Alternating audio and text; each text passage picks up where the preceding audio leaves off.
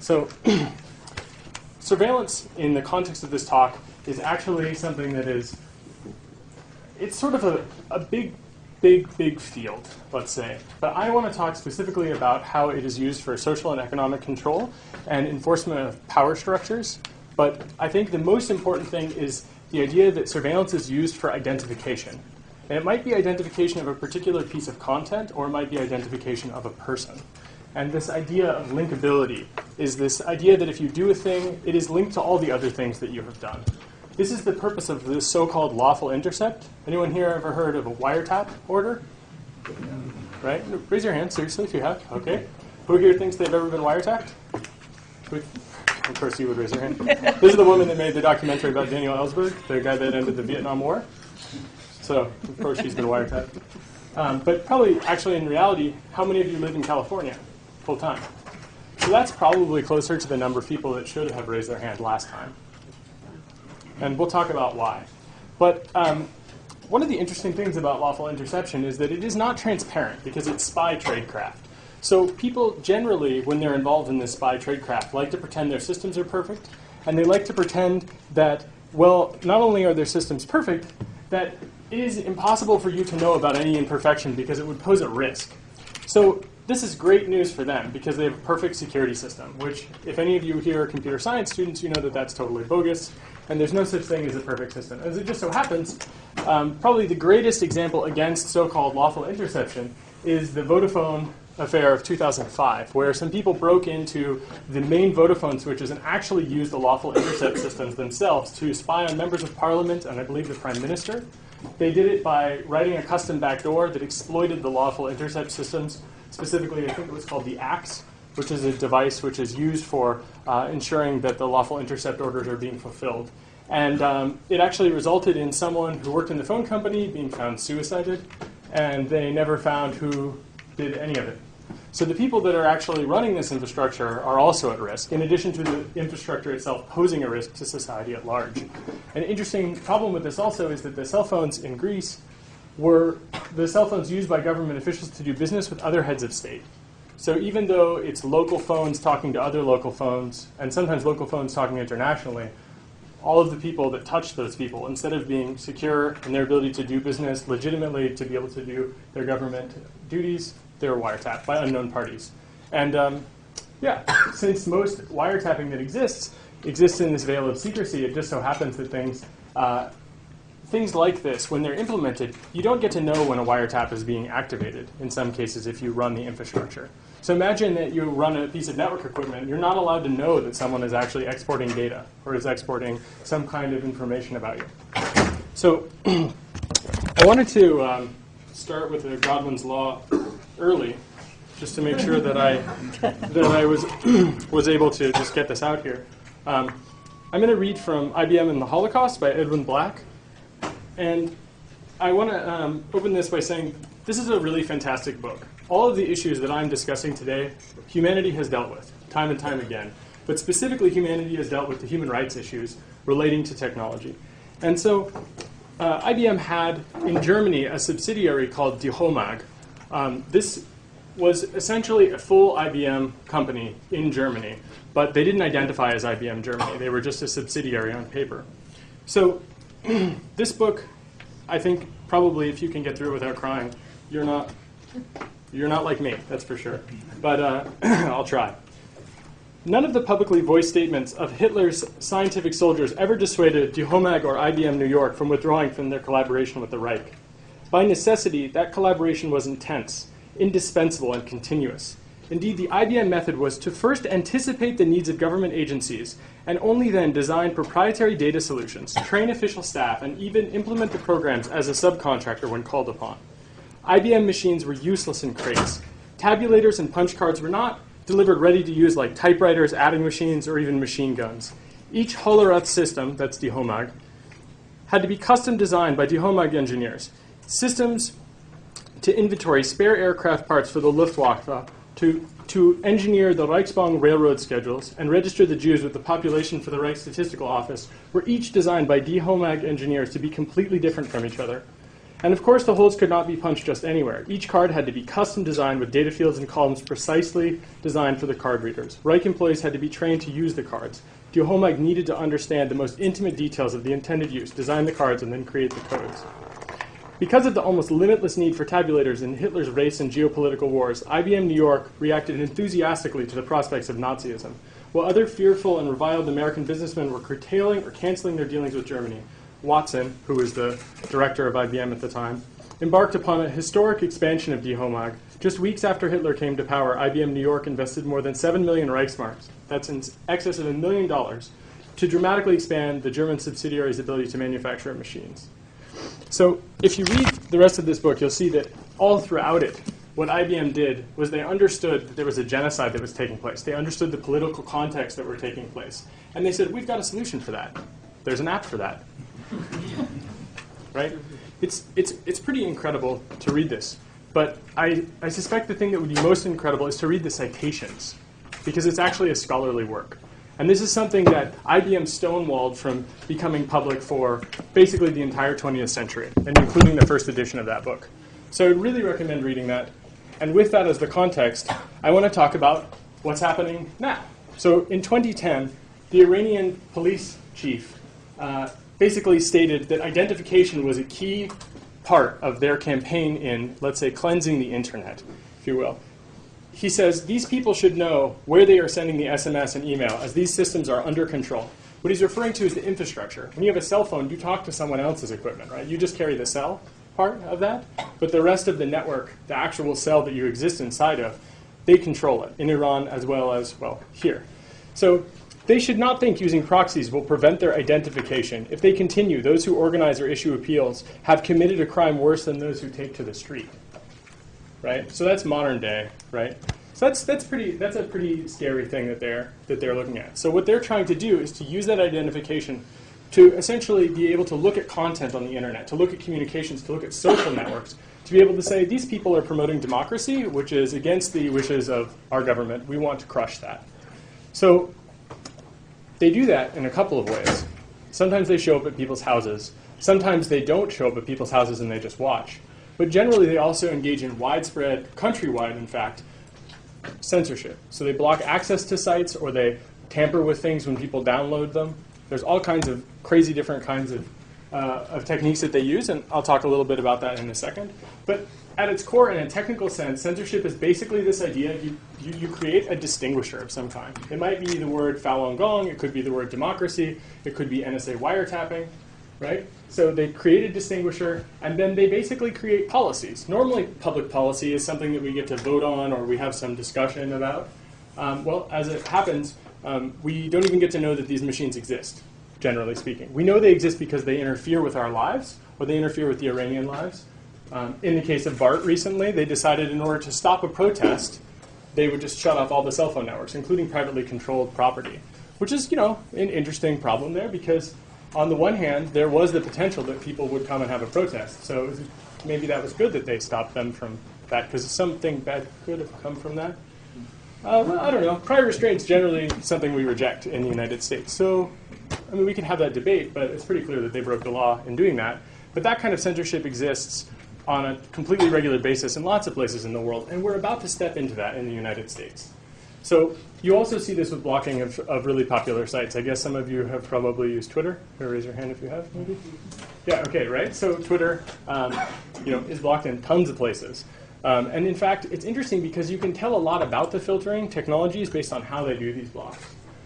I think probably it's good to talk about motivations as well as to talk about the actual ways that this is implemented. So the motivation is really to erase history and to try to prevent the creation of alternative realities. That is to say, to push forward and to make something new. Right? It's a sort of stabilization issue in some countries. But basically, this notion of erasing history is something we have also dealt with in the past, right? So censorship at its core is about taking facts that are objectively real and saying, these facts, they don't exist. We're going to block them out for various reasons. Usually they revolve around some kind of concept of a nanny state. Like, you don't get to know about this because it would harm the national good. Now, in theory, if it's a democracy, that shouldn't actually be an issue because you get to decide what the national good is. But it isn't actually the case that we always get that choice. And part of the reason is because we don't have anonymity. We have the ability to be targeted in all the things that we do. So basically, in any communication that we have, raise your hand if you sent a text message this morning. Who here pays their cell phone with a credit card? How hard do you think that it would be? I mean, maybe just someone in the audience could answer here, but how hard would it be to trace all of the things that you do, all of your activities, from one activity to the other? Does anyone want to take a shot at this? Pretty easy? Okay. Well, part of that actually stems from the fact that the activities that you undertake are bound to an identifier of some kind. We all have different identities on a regular basis, I think, right? When you ride the bus, you don't necessarily identify yourself with a California state ID. It is also the case that when you buy a cell phone, you may identify with that, but your friends who call you might use a different identifier. Like I'm often called Jake instead of Jacob. It's not my legal name. We have these different pseudonyms, if we will. Those are all linkable, usually because of behavior and payment methods. And it turns out that one of the kinds of censorship that is most likely to occur for most of us in our lives is actually just the restriction of access entirely. Full-scale blocking, right? Equal rights, equal access mean nothing if the roads that we wish to use to go to places are all blocked off, for us specifically. And that happens. This is the net neutrality debate. And in fact, a big part of that is that people can distinguish different types of communication that we have, whether it's downloading from YouTube, which arguably you could say is something trivial, but in Syria right now, using YouTube is pretty serious. They send death squads to people's houses for uploading videos on YouTube.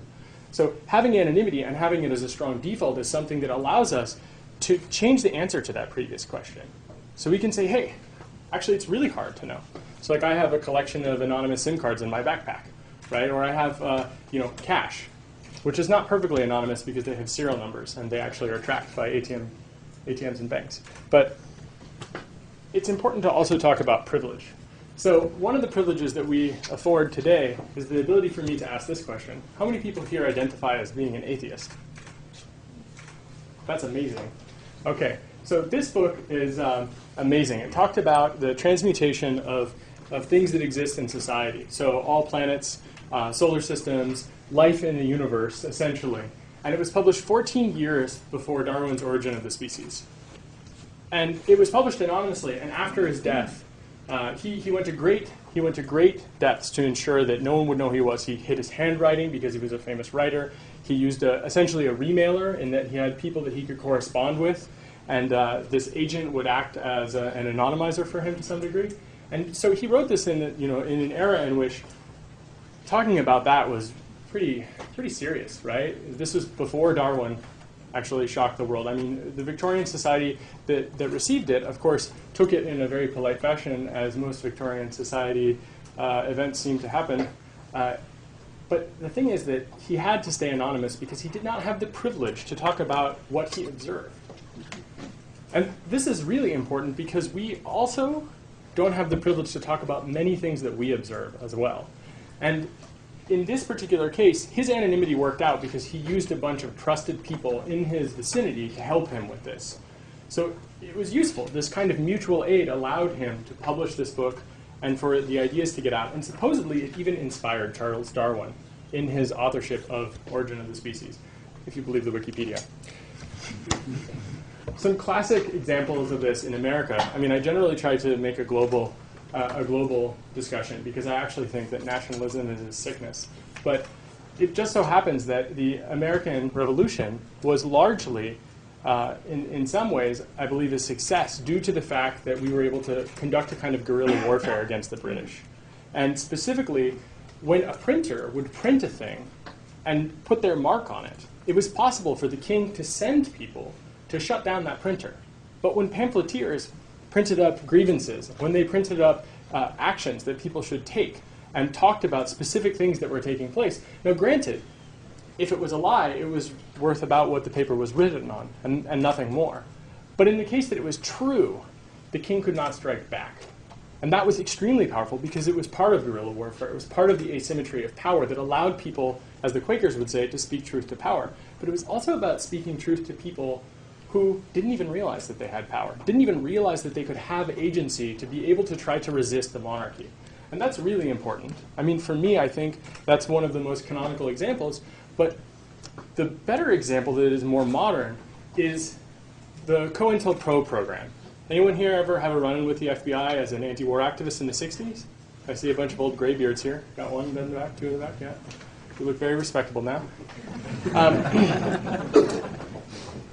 The Citizens Commission to investigate the FBI broke into the FBI office, I believe it was in Pennsylvania, and they leaked a bunch of documents that showed systemic corruption in the US government going back basically to the 1910s and 1920s. And it led to the creation of the Church Committee, which is part of what also created the FISA courts. So in theory, this is where they are going to violate your civil liberties. They tried to add some checks and balances because they understood centralization of power created serious problems, especially for accountability with regard to secrecy and national security. So it's interesting because in both cases, these are like extremely illegal activities, but they were about redressing a serious injustice that existed. In this case, it was fighting against the monarchy, which I think is, I think most of us would agree, although that's an argument that maybe doesn't resonate well with scientists, but I think it's clear that we are better off without a monarchy, and that democracy is a superior way to live. And I think that it is important that we get to express ourselves, to be able to actually say, this is what we want to see in the world, and not have the will of one man put us down, which isn't, it's a very, it's interesting to live, and think that there was a time in which patriarchy was so literal that it was actually a king in another country that was that. So it's nice to know that in the 20th century, people were still undertaking these types of activities, even though it was subversive, even though it was clearly illegal to break into the FBI's office. It was also clearly illegal for the FBI to put informants in people's lives, to have them sabotage marriages, to have them destroy property, to have them steal things, to become agent provocateurs, all kinds of crazy stuff. I mean, it was just incredibly scary. And the thing that's really scary is that we need another one of these, right? Because in the 21st century, that is exactly the thing. And I'm not saying you should go out and break into the FBI's offices, but I think you should go out and join the FBI. So you don't have to break into their offices. Because 99% of the police make the rest of them look bad. And you can be the 1% that actually matters for the people, for the rest of the people. So it's a thought, just a thought. And some people in the audience, I think this is the point in which I can actually hear the bells ringing about how people don't have anything to hide. And I think that's fantastic that you have that privilege. And I wish that I could share that with you, but I can't. Part of it is because I can't stop talking about this stuff, and another part of it is because it turns out that most people that engage in incredibly illegal or immoral behavior produce reams of documentation about their crimes and about the illegal things that they are doing and about the planning and the, you don't need to make up conspiracies, right? The documentation proves that there are agreements. It's not a conspiracy, it's a deal. Usually a business deal, in fact. There's a wonderful scientist by the name of Kelly Kane, and she actually studies surveillance. She might actually be the only person in the United States that I know of that's a social scientist that studies surveillance. She's at the University of Indiana. She basically talks about things like misclosures, that is accidental disclosures of data, and also talks about surveillance and how people react to surveillance. So a big part of it is that people like to say that it won't happen to them, right? Who here thinks that none of this surveillance stuff will happen to them, right? Okay. It's good for you to shill for me. I appreciate that. Right? And the main core of this, and the reason that people believe this, is because they just don't think that they're special in the light of all the things that are happening in the world. But the crazy thing about the way that surveillance happens now is that everybody gets surveilled by default to different degrees. And then later, when you do something that attracts some attention, they go back and look through all the data they've collected to try to find that stuff. And of course, if you ever hear someone saying that they don't care about privacy, I would ask you to look and see if they're wearing clothes, for one, and if they have curtains on their windows, passwords on their computer systems, if they lock their car. I mean, the key is not that you don't have some desire to have some degree of privacy. The key is to understand that you have, essentially at its core, you have the desire to have agency in your life. You might be willing to make compromises for law enforcement because there are some times, let's say there was a homicide and the police come and ask you for help. It might be so reasonable if you're a witness that you would say, yeah, I want to help with that. And it's good for them to have some powers for investigation, for sure. There's no question about that. But it is not good if, because there's a homicide, they decide to kick down your door and take all of your things. The Fourth Amendment is very, very specific about this. You need to have probable cause. You need to actually be able to show that there is something happening there. That seems to largely be disappearing these days.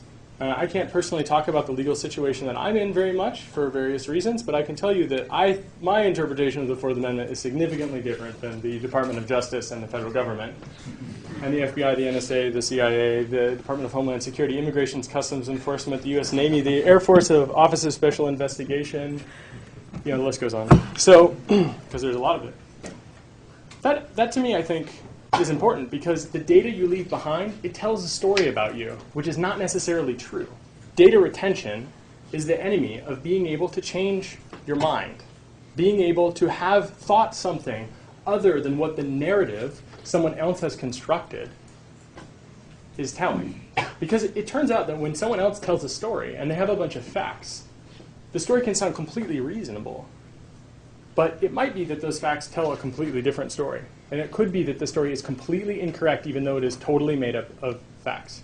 Usually people that operate surveillance equipment, they don't think that the machines themselves can ever make mistakes, which is crazy, right? All of the machines that we have make mistakes all of the time. And it is certainly the case with surveillance equipment that because it is in secrecy and it receives less scrutiny, it has bugs. And let me tell you, there are some fun bugs in surveillance equipment. So if we want to talk about how it's done, I understood that this was going to be mostly technical people, so I want to take a quick survey to make sure that I'm not about to make half the people fall asleep, because I see some of those anti-war activists are dropping off. So I'm with you in solidarity, so I want to make it interesting. Who here knows how to program their home computer to beam themselves into the future? Anyone? A couple people? Anybody here? Computer science? It was a Kraftwerk reference. I apologize. They're a great influence. So, but seriously, who here studies something technical, some kind of engineering or science? Wow, that's amazing. That's like half of America. So, in terms of the total students studying that. So, China does a spiderweb approach for censorship. So they have a guy or a series of guys that decide some policies, and then they sort of have a trickle-down effect where they say, well, we have this edge firewall, and then we want companies outside of the edge on either side to do certain kinds of censorship. And they usually, as I understand it, say something like, don't embarrass us. And that's what they sort of push down. So that means don't embarrass us is very liberally interpreted as, I better not embarrass these people. That would be very bad for me. So their censorship really varies. Most of the really good censorship technology that they have and that they use is provided by Cisco. And some of their sales team members actually had in slides, suppress dissidents, right? Or I believe the exact phrase they talked about was about Falun Gong as an undesirable element of society that they could identify and weed out. And those slides are public. So just like if you think about that, and then you think about IBM and the Holocaust by Mr. Black here, you can see some parallels that are sort of ominous. And it's interesting because on the one hand, Cisco helps enable China to connect to the internet, and on the other hand, they know damn well what they're doing and why they're doing it. And that is really important because it means that they're complicit. And that is something that over time, I think, we will learn more and more about this. For example, the United States censorship usually is with legal threats or illegal tactics that they try to argue later are legal. Like in the cases that I'm not going to talk about with myself, they just decided that the Constitution is interpreted totally differently. And we have to fight it. And of course, that's what's happening is we're fighting it. But legal threats are significantly different than this kind of corruption influence, except in the case of, say, what was it, Lieberman calling Amazon, telling him not to host WikiLeaks? Mm-hmm. Okay, so maybe it's not so different than China at all in some cases. But I think it's important to note that we at least pretend that the rule of law is important here. And we'll talk a little bit about the NSA, and treason issue in a second. Lebanon likes to use free software, which is interesting. They also allow you to just turn off the censorship. So you can say, like, I would like to opt in to censoring my internet connection. So they offer it as a service, censorship as a service. You know? Syria largely uses off-the-shelf commercial products, and we're going to talk extensively about Syria for about 4 minutes and 30 seconds. Everybody does it differently, but at the core of it, it's about identification and classification all the time, both of the traffic and of the people. Right? So this is a picture, which is fantastic. It's Burma, and it's probably too hard to read the bottom. It says, Fortinet introduces its products in Burma in May 2004. It's, Fortinet's main sales guy, I can't pronounce any of these names, meets the general from the military junta. This was fantastic because just a couple weeks earlier, Fortinet had said they absolutely did not sell equipment to a repressive regime like Burma. That would just never happen. And so some people posted these state television screenshots, and then they said, okay, oh gosh. How about that? Yeah, well, okay. So now all the Burma equipment, largely from Fortinet, they felt some public pressure, so they changed. They've been replaced with Cisco devices and Blue Coat devices. In Iran, I'm sorry to show this picture, it's pretty disturbing. This is a woman by the name of Netta. She was shot in the heart by the besieged militia. How many of you have seen that? The video or the picture, right? All right. So this, I think, is horrible. And this is an example of a legitimate trickle-down effect, right? We can argue about economic trickle-down effects. Surveillance trickle-down effects are not really something we need to argue about. Nokia built and stated that they built their lawful intercept solutions because they are required by CALIA, that's the law enforcement lawful intercept laws in the United States. They had to build them in. So when they gave them to the Iranians, they had to come with the American surveillance infrastructure built in as a feature, or they wouldn't buy it. So America, with our lack of foresight, actually, in some ways, created a market where it was a necessity for Nokia to compete with these features, and these features are used to oppress people, and that type of oppression is very specific in her case. She got shot in the heart and she died. Right? And there's a very clear chain between these things. There are activists in Iran that on a regular basis, when they don't use circumvention technologies and anonymity technologies, the intelligence services slide their emails, their SMSs, they slide them across the desk and say, we know you're guilty, we're going to torture you until you tell us more. And then they do. How do they get that information? They get it by watching, by observing, by attacking. And they do it with Western technologies. And it's indisputable, and Nokia tries to say that it's okay because we do it here. And that's a really compelling argument, which means that we're also wrong here, not that they are justified there. Saudi is, if you want, I'm happy to give any students, I mean, I know that some of you are probably not particularly interested in doing this, but if you are interested in directly connecting to any of these filters to play with them, I would highly encourage you to explore them. I will give you access to all of the information I have about all these filters if you contact me and you're an undergrad or graduate student. Totally happy to help you so you can see this. In this case, this is Saudi. You can see it says TOR disabled in the corner. I had access to a computer system inside of a Saudi network where a friend of mine gave me SSH access, and so I just set up like a reverse SSH tunnel, and then I just tried to browse the web. I think I went to a small industrial film company that I worked for at the time, and I saw that it was blocked. They actually are pretty transparent in that they tell people all about their surveillance infrastructure. Qatar has something similar. I mean, it's like a little thumb that sticks out of Saudi, and you can actually fingerprint. This I was trying to go to TOR, the TOR project website. You can actually fingerprint the device based on the redirects that are getting inserted, because it turns out it says protocol equals device, and dplain language equals URL equals. It turns out they have all these other little pieces of information in there that serve as distinguishers for censorship devices. So you can actually tell who makes these devices, and then you can contact their CEOs. This, I think, was NetSweeper, but it could have been SmartFilter. Saudi, I believe, is SmartFilter. And this is in Bahrain. So in Bahrain, you find that basically everything there is completely surveilled. They like to tamper with anything they possibly can. I've done some trainings for people in the region, and it's a pretty bad place. So Blue Coat sells to Bahrain, and because it is not on the embargo list, they say it's fine. But these people torture people, they kill them, they shoot them with live ammunition for walking in the street demanding redress of the concerns that they have about how their society is being run.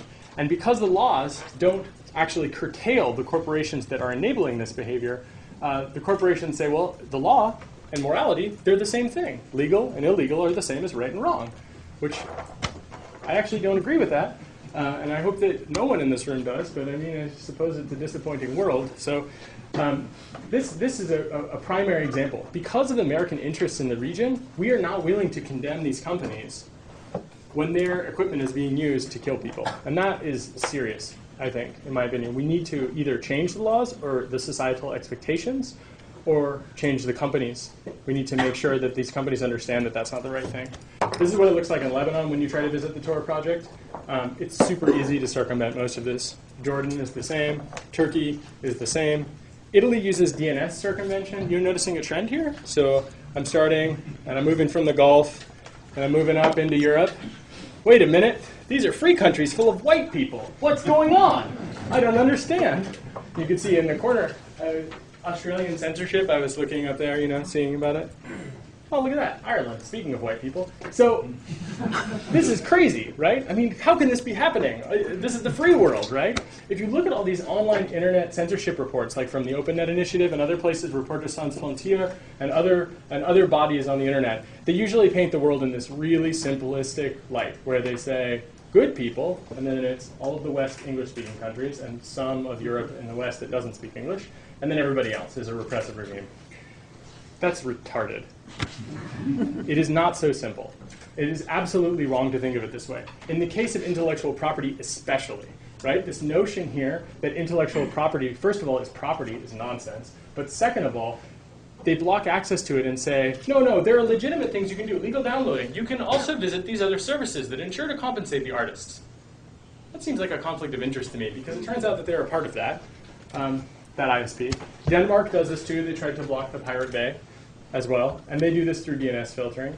And I mean, this is just crazy, right? Because many people in Denmark are actually using these services. None of them are consulted, and then legal decisions are either implemented or not legal decisions. Voluntary filtering, in the case of Canada, for example, it's enacted and you have no say in it. And it's only the case that if you happen to trip across it, you might notice that it is happening at all, which is, that's concerning, I think.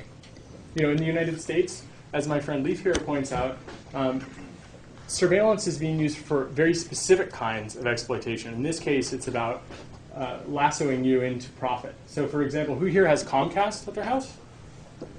Who here always uses some kind of encrypted proxy or VPN or Tor? Raise your hand if you do. Fuck. All right, well, you know that saying, if you're not paying for something, you're the product? Well, you're paying for it and you're the product in this case. So unfortunately, that saying needs to be updated. In the USA, Comcast, Rogers, Verizon. Verizon is actually very good. Who here had Verizon once? Or does now? Anybody? All right, check this out. They claimed once, as Leif astutely pointed out, that the market and people would shame companies into ensuring that they would never do this kind of harvesting. And now they openly perform it, and if you go digging along on their website, you might be able to opt out of it on a line-by-line basis. Great. So that's kind of a disaster, especially because they promise to anonymize this data before they sell it. That's a really hard problem, to anonymize large data sets. I don't buy that they can do it very well. And it would be awesome if some researchers here, especially ones with a moderate budget, just bought some of this data and just ruined them for basically exploiting people and taking advantage of their position in a way that does not have any informed consent at all. And I think that's really important, because this kind of profiteering is very dangerous. It creates a world where they now have incentives, not just to control the network, but to change the way that you see the world entirely, right? They're going to deliver different ads to you, potentially. Here's another great example of censorship in America. This is Amtrak. Anybody here ever ride a train? I know it's California, so not a lot of them, but and the ones that are here, 20 hours to get to Seattle or something. So they block access to legitimate US companies. This was one where I was trying to visit the company that I worked for, and they blocked access to it. This is interesting because Amtrak takes US government money, and then they censor access to US company websites selectively. They say stuff like, well, it's high bandwidth. Okay, sure, I understand. They're trying to deal with the high bandwidth. I understand that running a train is not anything like getting an extra uplink or 10. and that it is a serious engineering effort that would require, what? It makes no sense, right? It makes no sense, especially because they take government money. If they were completely private, that kind of corporate censorship, well, I'm certainly not in favor of it. Well, luckily for us, there would be some kind of alternative, right? Supposedly in the free market, there are alternatives. In this case, this is a government-sponsored business that has essentially a monopoly on rail transportation in large parts of the country, and they get to choose what sites are up or down with pretty much no transparency at all. Via Rail in Canada is the same. I asked them for a list of all the sites they censored. They refused to send it to me, so I extracted it from their filter. Right? Freedom of information, right? You want it, you got to go get it.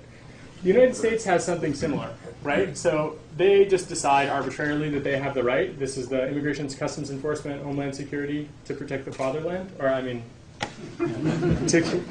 yeah, that slips out sometimes. They just decided one day to just seize a bunch of domains. This includes rojadirect.org. This is not a site selling Gucci handbag knockoffs. This is a political site that they decided to censor. This is not like in the future America will censor sites. This is like right now, this is the site, this is the picture you will see if you go to that website. And you'll see that, you'll see that picture because they have arbitrarily asserted that, and the companies that are protecting this so-called property online, which is really actually about pamphleteering. A website is like a pamphlet, right? And for them to just take this, and then you have to ask the government for redress. You have to say, I want you to not take that. Well, it turns out that doesn't go over very well. And it also turns out it isn't very effective. So there's a plugin for Firefox called Mafia Fire, which you install, and it just makes it so when you browse to those sites, it doesn't use the name system, the DNS system at all, and it just circumvents it. So there's no possible way that I'm going to get through everything I had here because I was hoping to have another 20 minutes. So unless we occupy this classroom, which I'm totally in favor of, we probably will not be able to go through it all. But I just wanted to show real quick something that's near and dear to my heart and is also extremely upsetting. I voted for Obama, which I'm very regretful about now, but specifically because of this billboard and what it represents, which is AT&T in San Francisco. And why is it depressing to me? It's depressing to me because, as Jeremy Bentham pointed out with his construction of the Panopticon in 1785, if it was possible for everyone to feel like they were watched, they would be their own prisoners, they would be their own guards, and they would fuse them together into one, right? So they would be their own policemen. So what we did is we created a centralized system, and we called it, well, the telephone network. And we've expanded that to the internet. And AT&T largely routes all of the internet companies that intertwine. So even if you use a good ISP like Sonic.net, which is a great ISP, if they've got to connect to the greater internet, they probably traverse AT&T. So we went from this, and we ended up with that. Whether or not we did it consciously is sort of irrelevant, because it is where we are. And this is an example of the special study group 3, which is, it sounds like a very benign thing, but this is actually the splitter that was used by the NSA at 2nd and Folsom. And this splitter here took the internet traffic from AT&T's backbones and all the places where all the internet companies connect and secretly exported the traffic to the NSA, which generally sounds like a general warrant to me because they're exporting tons and tons of traffic. And they're doing it without any discrimination at all to ensure that they're only getting bad guys, only getting terrorists or something like that.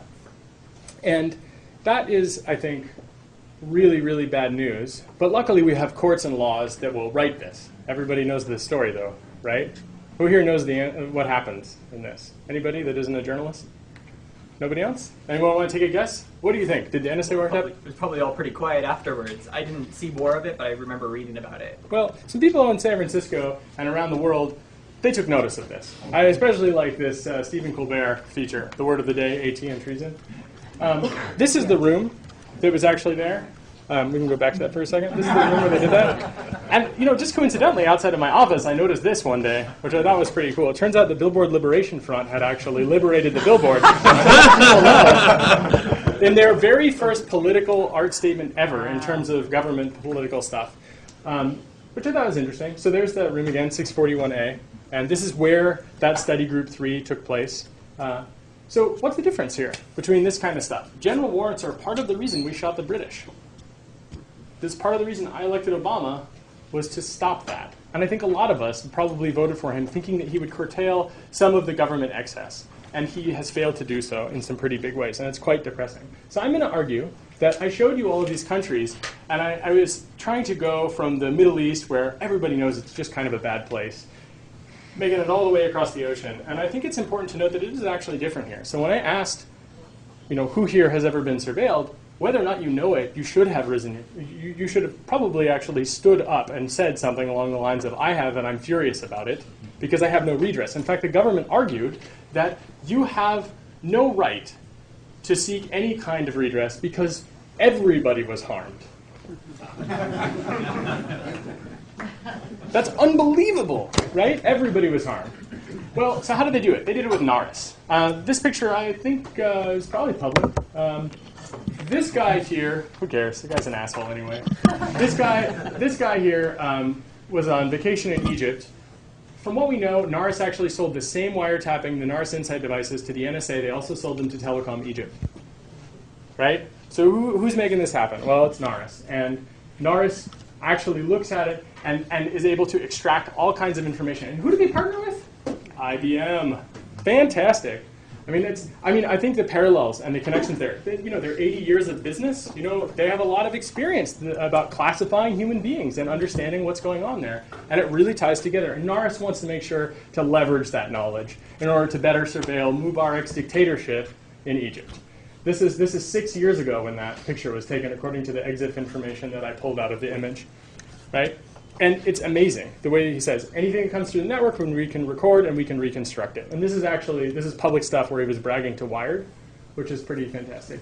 Syria, same deal, only it's significantly worse. I've actually had people that have contacted me that have worked on the infrastructure there, and they have leaked information to me about it, and never heard from those people again. So I don't know how well that went, which is pretty scary stuff, right? People talking about being disappeared, people being told that their family will be harmed if they don't do particular work, tracking people down. And who helps them? But Blue Coat. Blue Coat builds the filters, builds new rules. So some engineer in California figures out how to block a new protocol for getting information out, and then they push out an update. And even in an embargoed country like Syria, they somehow get those updates. So it's a force magnification where they custom design, if we remember this reading here, they custom design things to meet the needs of their customers, and then they ship them over, proprietary data solutions shipped over, and then they use it to identify people. And in the case of Blue Coat in Syria, death squads go to people's houses and they kill them for things as stupid as Facebook posts.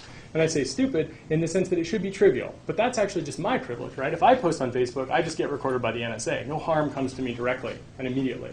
Whereas there, it's actually a matter of life and death. So some people broke into the Blue Coat log server, which was apparently not very hard because it was just an anonymous FTP server.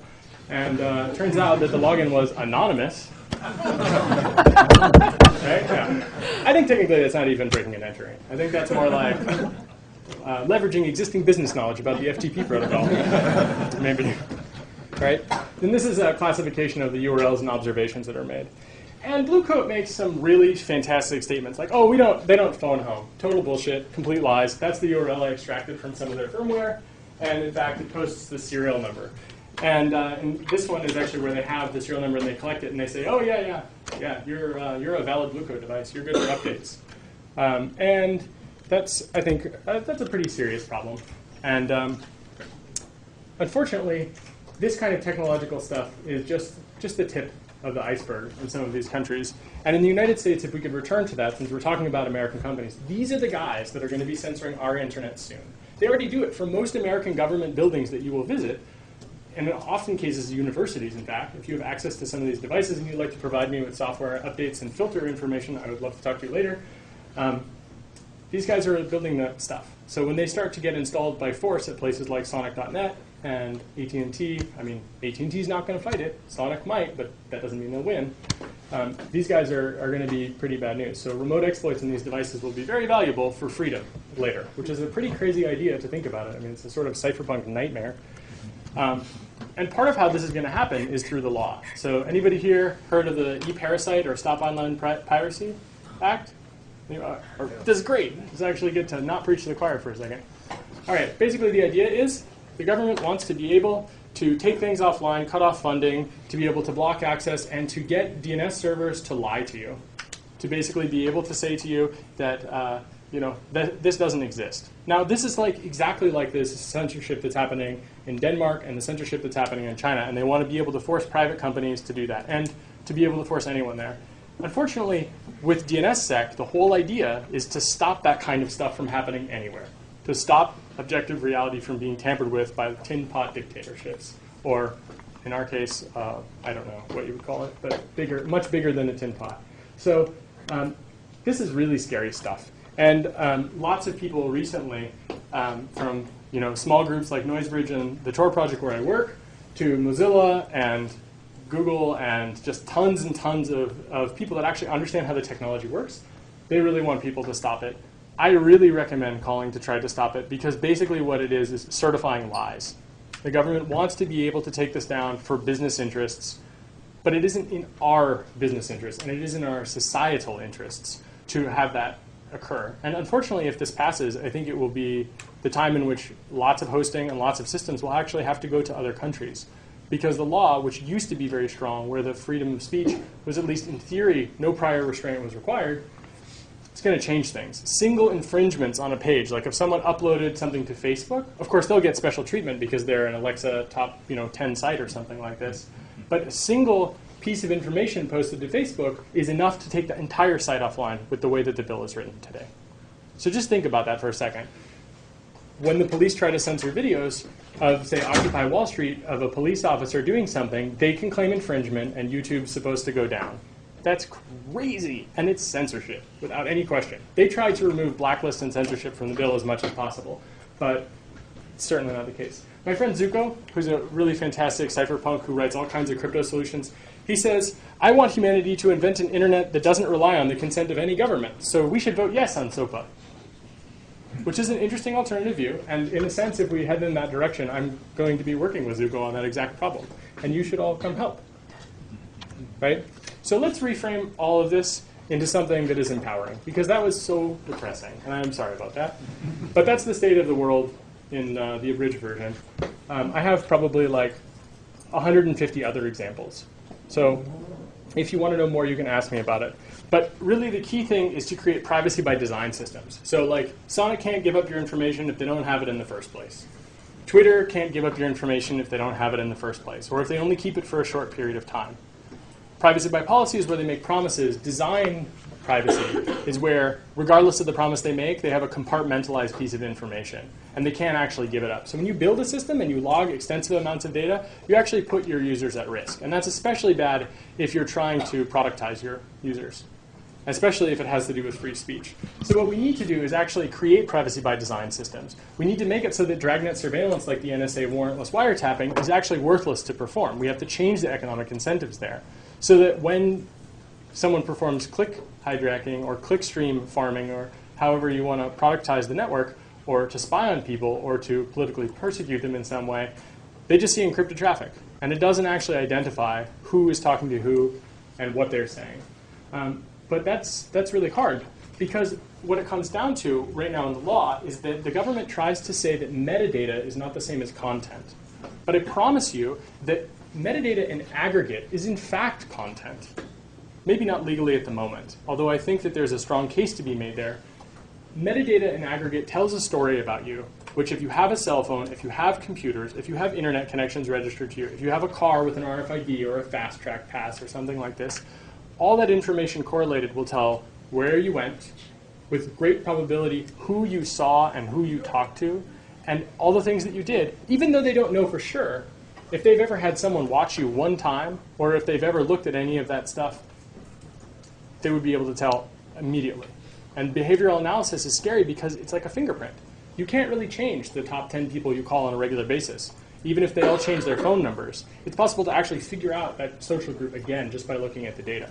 So without protection of that metadata, we really don't have protection of the content, because there's a chilling effect. I mean, I can tell you there are a lot of people that don't call me anymore. I don't get invited to Facebook parties either. So, I mean, I'm okay with that, but they were shitty parties. But the thing is that, like, and who needs friends like that? But in reality, the problem is that making this distinction between content and metadata is only relevant when the metadata is like a super small part of your life. Like a single point in time might be reasonable, but all points in time tell everything about you and can reveal your location. So I want to recontextualize this a little bit further. Who here knows about the HIV virus? Come on, guys, seriously? All right. this is the French AIDS campaign, which I thought, I care about free speech, so I thought I would try to put some free speech in here. And this is a great example of how we recontextualize what we think is beautiful and wonderful, and how we need to know, and how we have done this, in fact, in the past. So clearly what they're saying is that even though things seem okay, you don't actually know that the person that you're sleeping with does not have the HIV virus, and you need to use protection. You need to protect yourself. We need to recontextualize communication security in a similar way. Right? There are thousands of people in Syria that have been killed because of communications technologies built-in insecurity. There are many people who are unjustly imprisoned. And people will say, well, bad guys are caught too. Good people were also, probably in harm's way in many cases where they were protected by condoms, and bad people too. But society has to make a stand and say, we actually care about not having this be an epidemic, not having this kind of crazy abuse take place. And we did this with HIV. Originally, we didn't, though, because it was just a gay disease, and nobody cares about gay people, right? It was the GRID, the gay-related immune deficiency. Now, when it stopped being about marginalized communities, America took a stand, and we started raising millions of dollars, and we started to become aware, and we had a consciousness-raising moment as an entire country, and in fact, the whole world did. We have to see that the power asymmetry that exists with surveillance, which is operated by masters, as opposed to the people, that power asymmetry is wrong. It doesn't work out in the long run for most people. And so if we think about unencrypted communications, if we think about revealing our social network in the same way that it presents danger, where your responsibility isn't just about whether you care about your privacy, but whether or not your friends do, where you have to check in with them to actually understand their thoughts, that recontextualizes it in a way where you can think about power and your own agency. So we can talk about it instead of cyber war as cyber peace building. So imagine if we recreate the whole idea of the internet and we say to ourselves that we want to be free. We want the First Amendment to apply everywhere online. We want to be able to observe what is happening and to be able to talk about it. And that means we want to make sure that the sort of externalities that stop us from speaking, like when you were observed, you changed your behavior. So the question is, of course, if you had a way to speak that was pretty secure. I mean, maybe the NSA can actually factor primes way better than we understand. And I wouldn't be surprised. But I don't think they're going to reveal that capability, generally speaking. And it's certainly not the case that anybody in this room can factor 4096-bit primes in any reasonable period of time. So strong crypto actually gives us the possibility to regain some of that agency and to be able to say, hey, I want to be able to speak freely. So here's an example. You can use Tor to browse the web. And when you browse the web using Tor, you're going to route out through a completely different set of computer systems. Anybody watching your local internet connection, regardless of their data retention policies, they only see you talking to the Tor network. They don't see anything else. That's huge, because it means that there's no longer really an economic incentive to do that kind of logging, at least from a passive perspective. This is off-the-record messaging. I was talking with a good friend of mine at the EFF, and we were talking on Jabber, which is, if anybody here uses GChat, that's the Jabber protocol. And we used off-the-record messaging. Google has a feature called off-the-record messaging, which is go off the record. And what that is they promise not to log it. But if you're being wiretapped, well, how good is that promise? Now, I don't know if that button is still in my Gmail account. I didn't bother to look. But I'm going to go ahead and say that it probably is still in my Gmail account. And so how good is that promise now, especially with some of the stuff that's been written in the newspapers lately? Not very good. OTR makes that promise something that's end-to-end encrypted so that what Google gets is worthless. It's just a bunch of math problems that no one can solve without these secret keys. And at the end of the conversation, even if your computers are stolen from you, the secret keys are actually destroyed as part of the protocol. It's a property called forward secrecy. So yeah, they can record it all. They know who is talking to who, but they don't know what is being said anymore. They know the frequency. That's great. That's huge, right? So I was just saying, I'm concerned about NSA wiretapping, and I feel the courts have failed us. Do you think that using off the record is a clear expression of my desire to have privacy?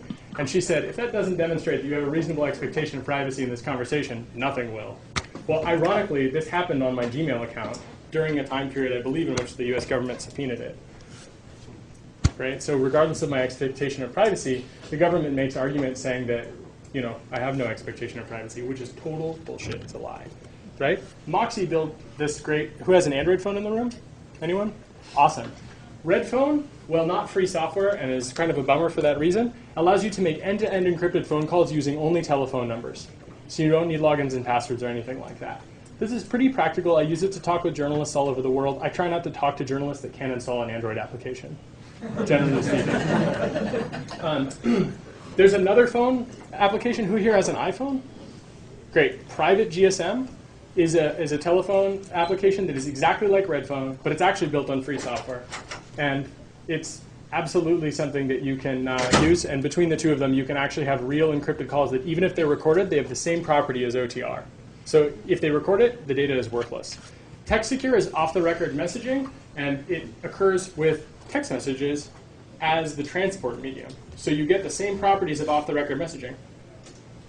All of the cell phone networks that are in the United States give up data to the police without a warrant, as a fact. If you look at the recent Department of Justice memo that was just leaked, they actually retain the text messages for way longer than is necessary. In some cases, they're recorded forever. So this property of forward secrecy with text messages, pretty great. Because imagine if it was, hey, are you going to the protest? And then someone goes to the protest, and they get arrested. Oh, were you two conspiring? Well, the data tells the story about how you guys had planned to go to the protest together, right? Tahoe least authoritative file system is, I actually think I said that wrong. Tahoe laughs in the face of cloud diversion. And when people use cloud storage, it basically is reduced to just availability. So you encrypt it on the client side, and what's stored in the cloud is just encrypted data. So you don't have to trust that the cloud people haven't tampered. You can verify they haven't tampered. And whatever tampering they do, the best they can do is make your data unavailable. And we're working on a thing called the Tor router, which you'll plug in your house. I have it with me in the trunk of a car. I forgot to bring it out. You plug it in. It creates Tor nodes wherever you are. It opens a wireless network wherever you are. If you join the wireless network, all of your traffic is automatically routed over Tor, and it anonymizes your traffic. So you can have an open Wi-Fi network without anyone ever knowing that someone is at your house using that open Wi-Fi by the traffic. It won't trace back to you. It traces back to the Tor network. And since it builds the Tor network as well, it fights against censorship. And it's also like a NAT router. It also has a bunch of other crazy stuff, like you can play music with it if you wanted to replace your proprietary airport device. I'm sorry, I have a class with an exam in 2 minutes, so I would appreciate if you could finish quickly. Sure, yeah. Yeah. So obviously, it's time to go, which is good for timing. If anybody has any questions, I am happy to talk outside. Yeah, do you have a question? No, I'll collect it. Okay, cool. Thank you so much.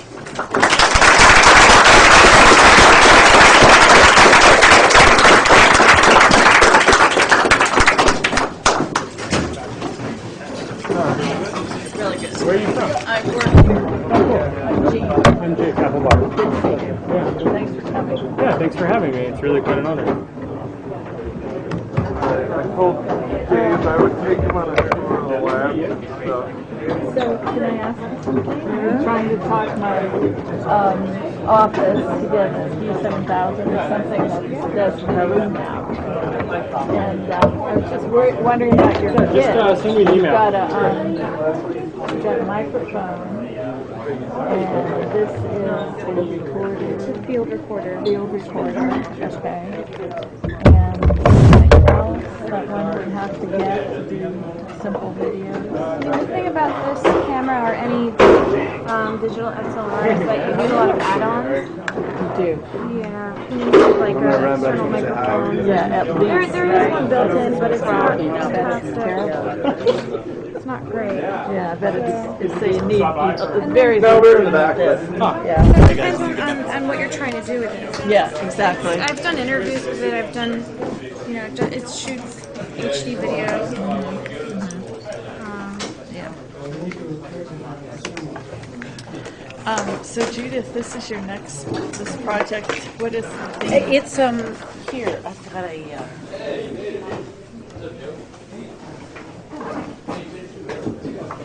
The primary character is a colleague of Jake's in Iceland.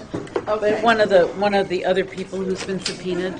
Okay. She's the member of parliament in Iceland, but he's become of increasing more interest to me along the way. I met him in Germany at the Chaos Computer Camp. Oh, you did? Yeah, and he was with Brigida and Reykjavik. And so, we're having lunch if you want to join us. If you're going to be, is it okay if you shoot a little more? I think it's fine with Jake. That'd be great. Thank you. I thought if you want to have more time, that's the time to do it. Yes, that'd be great. Plus, let's get out of here. Yeah, let's get out of here before we get in there.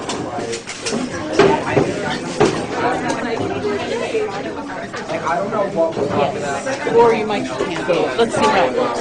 I do want to try and check the sound. Let's see if we can solve any of these problems. While they're eating, we don't want to shoot anyway, so we could just wait till they're done eating and get the conversation. Well, we might be able to shoot. Should I just stick this in here? Yeah, that'd be great. I'll hold the camera. Yeah. Here, let me just take the mic off. Well, I was thinking to keep it on maybe. Oh, okay. And is it? Yeah, I guess it's all right. Yep. We don't want to lose her. Head of here. Yep.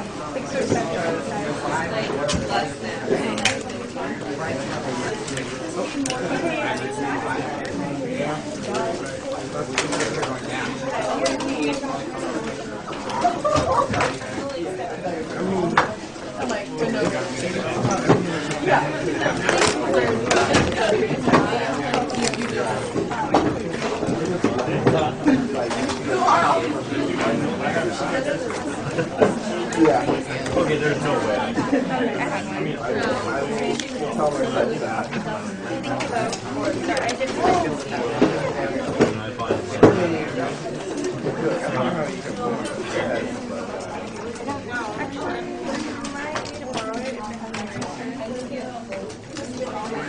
Do you have a class after that?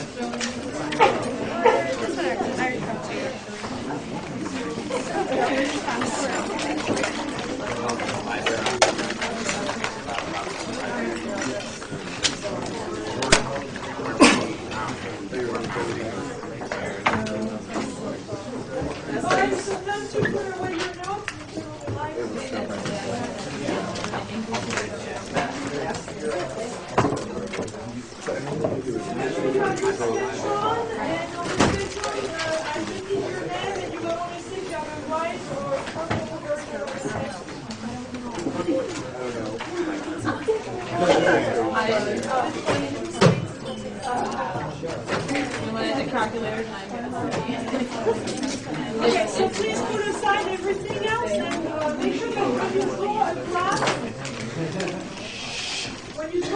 make sure when I said before that you have a word explanation for why you shifted the curve left or right, or that you don't make mistakes or not really answering the questions.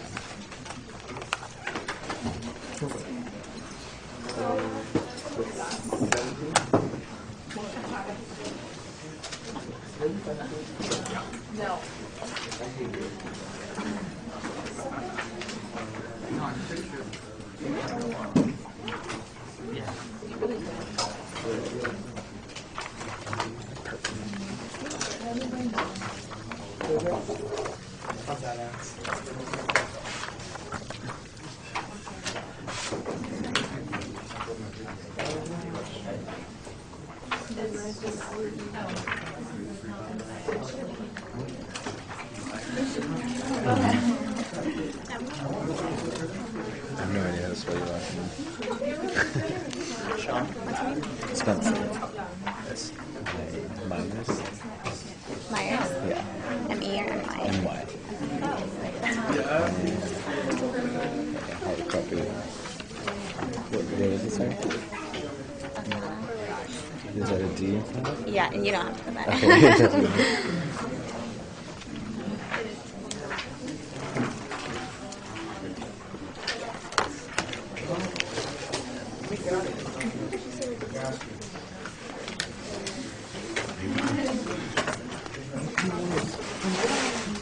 Okay. Yes, of course. You like to go to the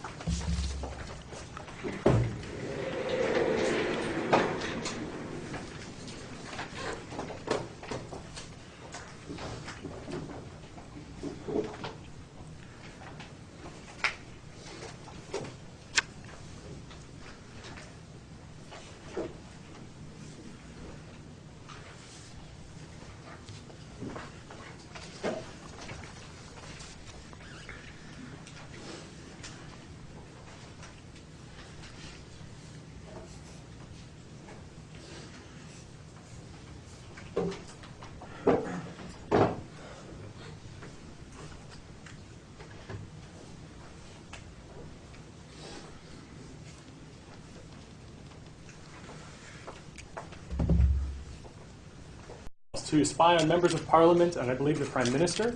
They did it by writing a custom backdoor that exploited the lawful intercept systems. Specifically, I think it was called the AXE, which is a device which is used for ensuring that the lawful intercept orders are being fulfilled. And it actually resulted in someone who worked in the phone company being found suicided, and they never found who did any of it. So the people that are actually running this infrastructure are also at risk, in addition to the infrastructure itself posing a risk to society at large. An interesting problem with this also is that the cell phones in Greece were the cell phones used by government officials to do business with other heads of state. So even though it's local phones talking to other local phones, and sometimes local phones talking internationally, all of the people that touch those people, instead of being secure in their ability to do business legitimately, to be able to do their government duties, they were wiretapped by unknown parties. And yeah, since most wiretapping that exists in this veil of secrecy, it just so happens that things like this, when they're implemented, you don't get to know when a wiretap is being activated, in some cases, if you run the infrastructure. So imagine that you run a piece of network equipment. You're not allowed to know that someone is actually exporting data or is exporting some kind of information about you. So I wanted to start with the Godwin's Law early, just to make sure that I was able to just get this out here. I'm going to read from IBM and the Holocaust by Edwin Black. And I want to open this by saying this is a really fantastic book. All of the issues that I'm discussing today, humanity has dealt with time and time again. But specifically, humanity has dealt with the human rights issues relating to technology. And so IBM had, in Germany, a subsidiary called Die Homag. This was essentially a full IBM company in Germany, but they didn't identify as IBM Germany. They were just a subsidiary on paper. So this book, I think probably if you can get through it without crying, you're not like me, that's for sure. But I'll try. None of the publicly voiced statements of Hitler's scientific soldiers ever dissuaded Die Homag or IBM New York from withdrawing from their collaboration with the Reich. By necessity, that collaboration was intense, indispensable, and continuous. Indeed, the IBM method was to first anticipate the needs of government agencies and only then design proprietary data solutions, train official staff, and even implement the programs as a subcontractor when called upon. IBM machines were useless in crates.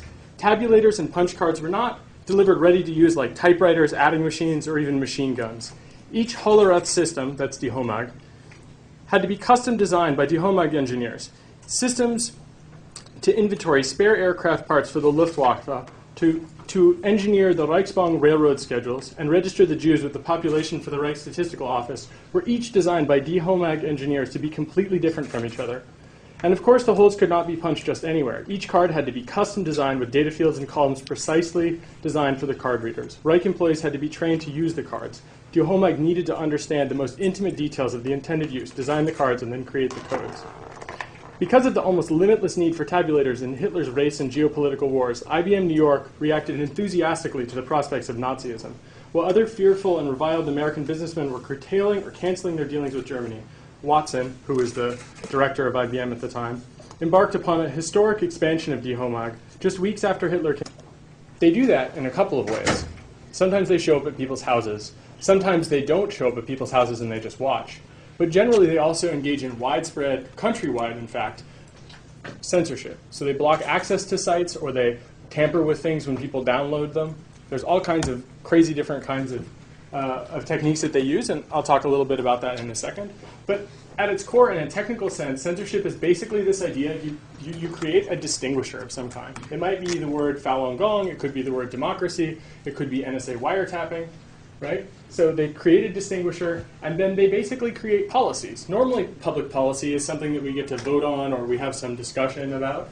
Well, as it happens, we don't even get to know that these machines exist, generally speaking. We know they exist because they interfere with our lives, or they interfere with the Iranian lives. In the case of BART recently, they decided in order to stop a protest, they would just shut off all the cell phone networks, including privately controlled property, which is, an interesting problem there because on the one hand, there was the potential that people would come and have a protest. So maybe that was good that they stopped them from that, because something bad could have come from that. Well, I don't know. Prior restraint's generally something we reject in the United States. So, we can have that debate, but it's pretty clear that they broke the law in doing that. But that kind of censorship exists on a completely regular basis in lots of places in the world, and we're about to step into that in the United States. So you also see this with blocking of really popular sites. I guess some of you have probably used Twitter. Raise your hand if you have, maybe. Yeah, okay, right? So Twitter is blocked in tons of places. And in fact, it's interesting because you can tell a lot about the filtering technologies based on how they do these blocks. I think probably it's good to... So surveillance in the context of this talk is actually something that is... It's sort of a big field, let's say. But I want to talk specifically about how it is used for social and economic control and enforcement of power structures. But I think the most important thing is the idea that surveillance is used for identification. And it might be identification of a particular piece of content, or it might be identification of a person. And this idea of linkability is this idea that if you do a thing, it is linked to all the other things that you have done. This is the purpose of this so-called lawful intercept. Anyone here ever heard of a wiretap order? Right? Raise your hand, seriously, if you have. Okay. Who here thinks they've ever been wiretapped? Of course you would raise your hand. This is the woman that made the documentary about Daniel Ellsberg, the guy that ended the Vietnam War. So, of course, she's been wiretapped. But probably, actually, in reality, how many of you live in California full time? So that's probably closer to the number of people that should have raised their hand last time. And we'll talk about why. But one of the interesting things about lawful interception is that it is not transparent because it's spy tradecraft. So people generally, when they're involved in this spy tradecraft, like to pretend their systems are perfect, and they like to pretend that, well, not only are their systems perfect, that it is impossible for you to know about any imperfection because it would pose a risk. So this is great news for them because they have a perfect security system, which if any of you here are computer science students, you know that that's totally bogus, and there's no such thing as a perfect system. As it just so happens, probably the greatest example against so-called lawful interception is the Vodafone affair of 2005, where some people broke into the main Vodafone switches and actually used the lawful intercept systems themselves. Came to power, IBM New York invested more than 7 million Reichsmarks, that's in excess of $1 million, to dramatically expand the German subsidiary's ability to manufacture machines. So if you read the rest of this book, you'll see that all throughout it, what IBM did was they understood that there was a genocide that was taking place. They understood the political context that were taking place. And they said, we've got a solution for that. There's an app for that. Right? It's pretty incredible to read this. But I suspect the thing that would be most incredible is to read the citations, because it's actually a scholarly work. And this is something that IBM stonewalled from becoming public for basically the entire 20th century, and including the first edition of that book. So I'd really recommend reading that. And with that as the context, I want to talk about what's happening now. So in 2010, the Iranian police chief basically stated that identification was a key part of their campaign in, let's say, cleansing the internet, if you will. He says these people should know where they are sending the SMS and email, as these systems are under control.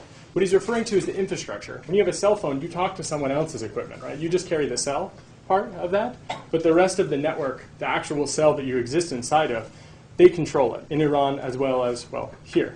So they should not think using proxies will prevent their identification. If they continue, those who organize or issue appeals have committed a crime worse than those who take to the street. Right? So that's modern day, right? So that's a pretty scary thing that they're looking at. So what they're trying to do is to use that identification to essentially be able to look at content on the internet, to look at communications, to look at social networks, to be able to say these people are promoting democracy, which is against the wishes of our government. We want to crush that. So